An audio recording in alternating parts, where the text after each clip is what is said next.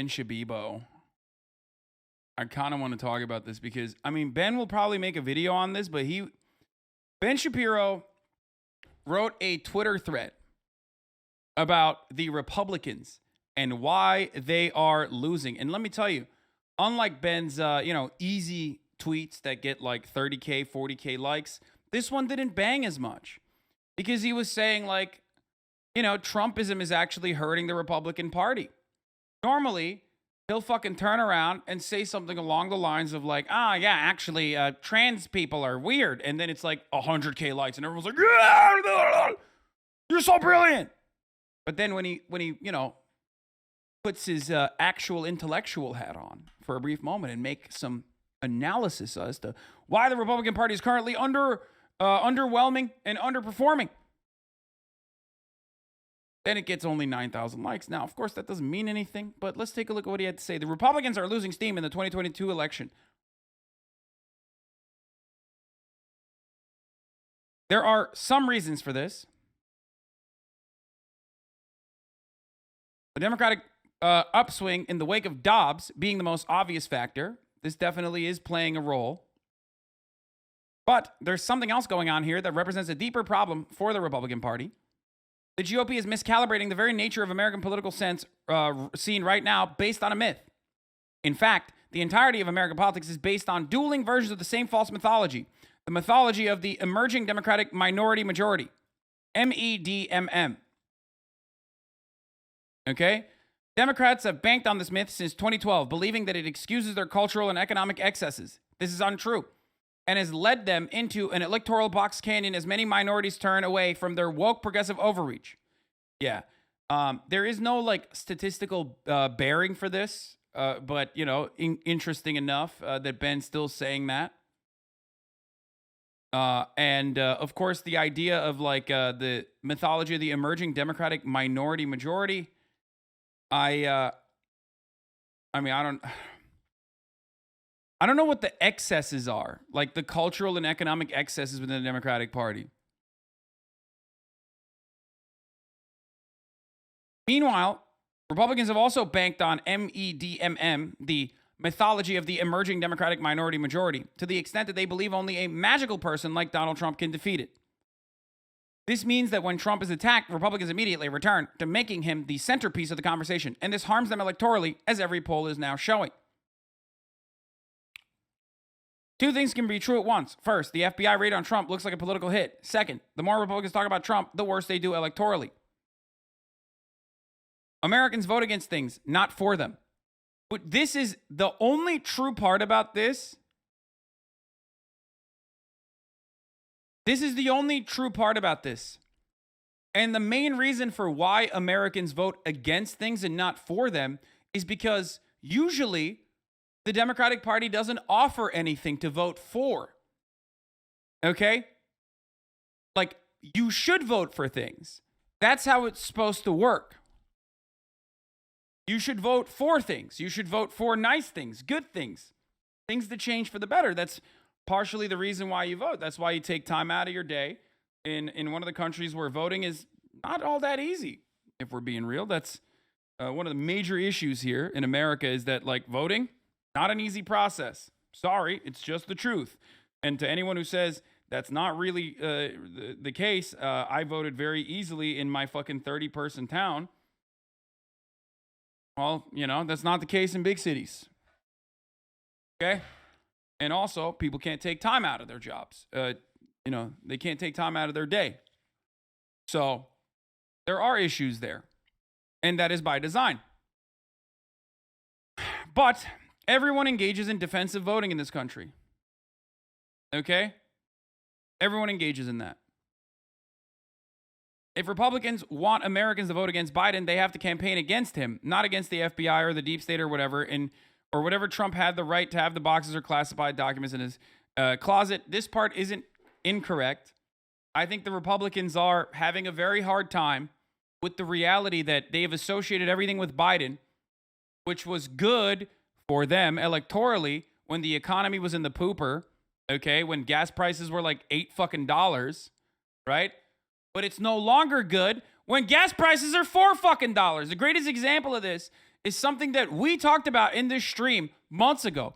When gas prices started going down, we were like, well, what about those fucking Biden I did this Jack stickers?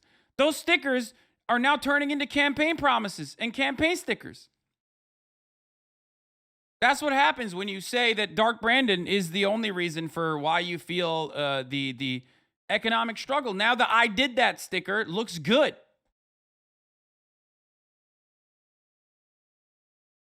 So there is truth to that a little bit. Okay? I mean, $4 is still ass. Brother, it's getting better though. And that's the point. Not $8 fucking dollars.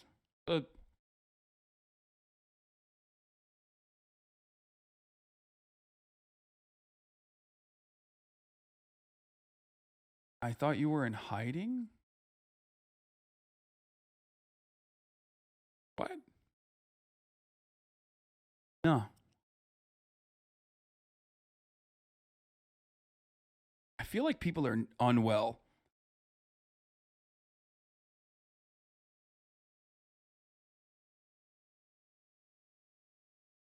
Anyway, this was my favorite gas sticker.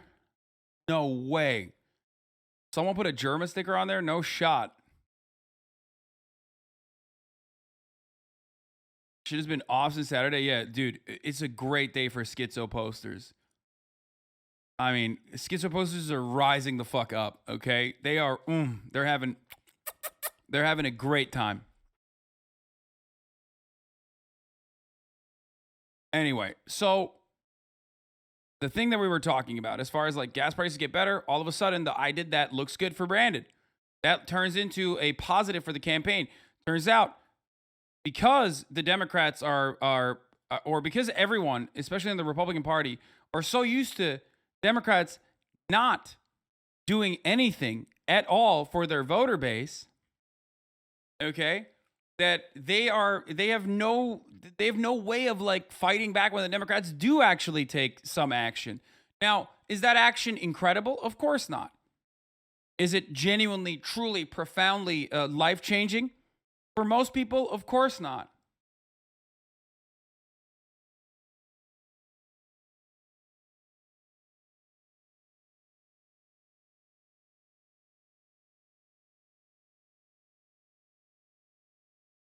But it's still something. When Brandon writes a fucking $10,000 check to 45 million Americans almost, all of a sudden, that's a good thing. They have to make that bad. They have to make the good thing bad. That's part of the reason why it's going to be a little bit harder for them to cut arguments. Because Republicans at the end are used to just like pretty basic shit. Republicans are used to, they're not exactly very intelligent. They don't have object permanence. You just got to tell them like, here's what's bad and Brandon is responsible for it. Look at that. You know, black people are coming to your neighborhood. You know what I mean? Like Brandon released 1 million black people into your neighborhood. That sort of thing. You can't fucking turn around and be like, well, actually more money flow is going to greatly increase inflation. And this econ textbook proves that. Like that sort of thing is not, that's not exactly a great way for Republicans to learn, understand why Brandon is bad. Okay? There's a reason the Democrats are eager to keep Trump at the center of the conversation. Half of the independents say Trump is a major factor in their vote, and they're breaking 4-1 for the Democrats. That's a huge, by the way, that's a huge number. Republicans shouldn't play that game. If they do, they're cruising for a bruising. So,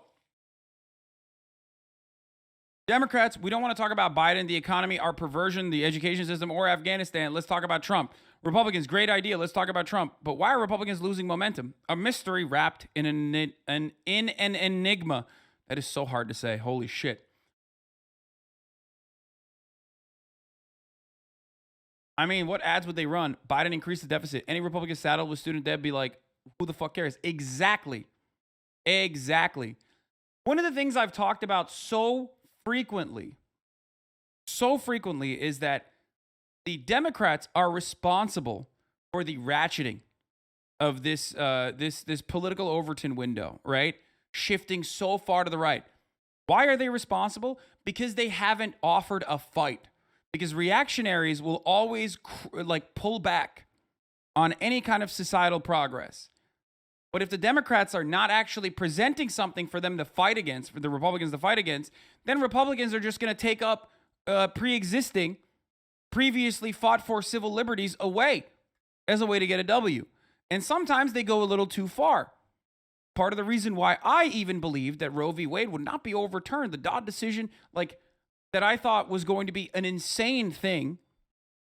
And you can find earlier videos of me from a couple years back where I was like, I don't think that the Republicans would legitimately overturn Roe v. Wade because it sounds insane and it would be drastic. It would be genuinely bad for the Republican Party's performance, partially as a consequence of the reality that they have already basically made it illegal to get an abortion in a red state. You know what I mean? It came true. That happened. I was ultimately right. Now,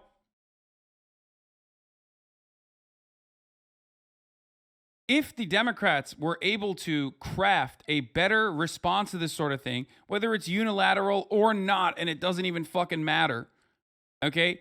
If the Democrats were able to be like, nah, you can get an abortion and we're going to fucking, subsidize it or whatever, you know what I mean? Then they would even have a larger sea of support. But Brandon's approval numbers have gotten a lot better. Okay? And those approval numbers, well, at least in the recent polling, those approval numbers getting better. I think he jumped 6 points or something overall. And the reason why his approval numbers have gotten a lot better is because he's doing shit. Look at that. He's doing shit. When you do shit, people respond positively. They're like, all right, good.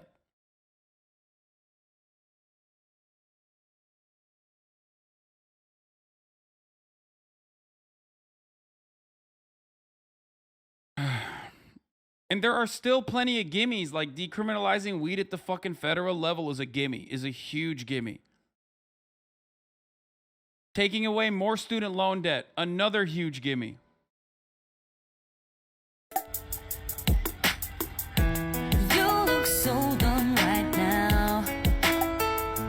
Yeah, see? That's what happens.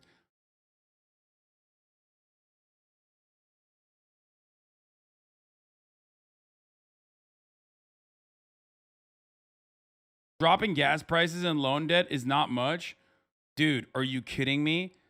Relieving $10,000 worth of loans, student loans, from 45 million Americans almost is gigantic. I mean, they could do significantly more, right? But for the average working class person, that's a huge fucking dub. And it's not even just the $10,000 loans, but it's actually locking it to 5% of your income and making it so that as long as you pay that amount of money, you're good for fucking 12 years on interest free. You're no longer accruing interest. That's a huge part of the reason why you get, added on debt to your already existing massive amount of debt.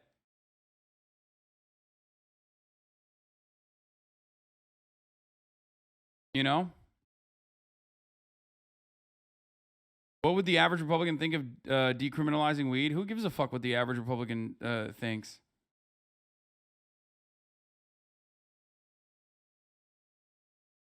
For so many people, it's life-changing. It's a genuinely positive, very positive thing. The only criticism towards the Brandon debt relief is that they didn't do more of it. Okay, they hyper tailored this towards people that aren't making so much that it's considered offensive. They made it so they means tested it in a way that literally almost single-handedly destroys the counter of this is a gift to the wealthiest people. And then surprise, Republicans are still saying this is a gift wrapped to the wealthiest people, so it doesn't even fucking matter. It just doesn't even matter. They're still saying it. Not a single Republican was like, hold on now. This is not a gift wrap to the wealthiest people. Like, no, they're still saying it.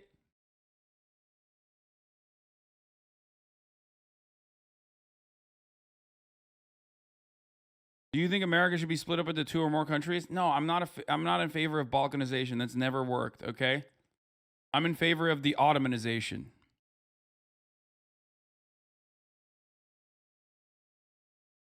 So, the main reason why Democrats are doing well is because Republicans actually went forward and took some electoral L's to finalize their long-standing campaign promises, which seemed weird because, you know, keeping abortion as the main reason, keeping abortion, which is only supported by keeping abortion as like a campaign promise, which is only supported by like 30% of the Republican Party anyway, or the entire voter base anyway.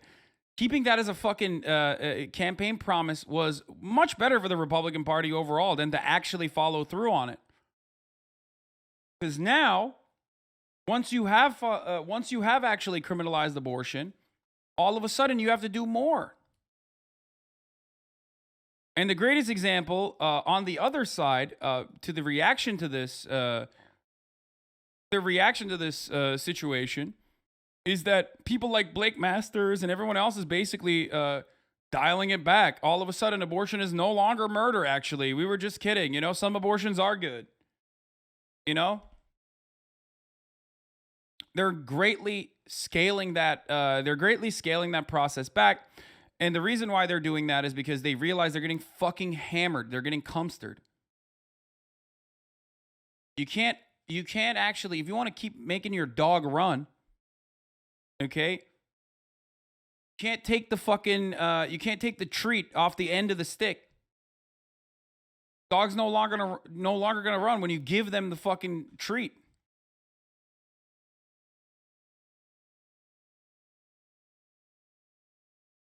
Republicans were slated for a big W in the midterms. Currently, not so much.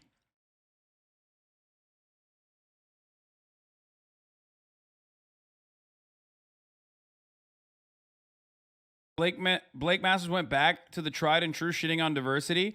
Leadership of the Federal Reserve has become the most diverse ever. There are more female, black, and gay officials contributing to the central bank's interest rate decisions than any time in its 109-year history.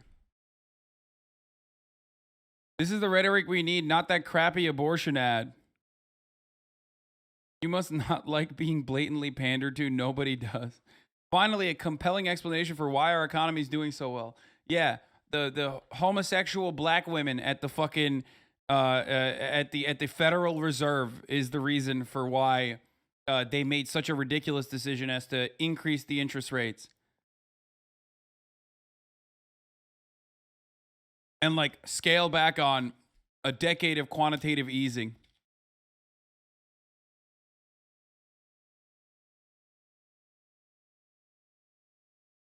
I love that.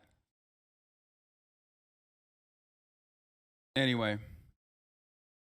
Ay. Jerome Powell is BIPOC.